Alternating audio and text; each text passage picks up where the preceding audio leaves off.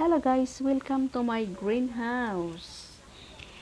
I have a greenhouse guys, and in this greenhouse I have planted tomatoes and bitter gourd or ampalaya.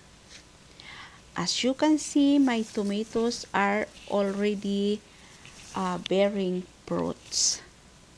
Yes, but you know guys, it's already late kasi autumn na dito sa amin dito sa Sweden. So, hindi na naman siya mahihinog.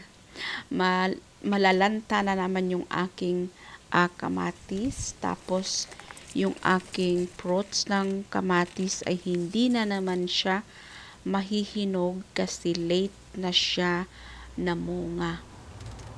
At yung aking ampalaya dito guys, maliliit pala yung kanyang bunga.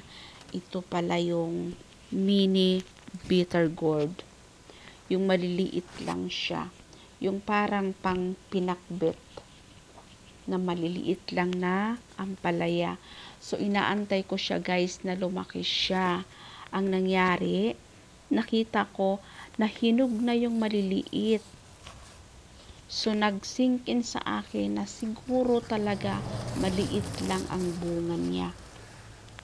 So, pinitas ko na siya guys. Yung mga medyo malaki. Ito naman yung aking cucumber. Yeah, maliliit pa yung bunga pero nakapamitas na kami last time ng isang peraso. O, diba? Yung aking ampalaya, maliliit pala siya. So, pinitas ko na yung medyo malalaki. So, iluluto ko yun guys.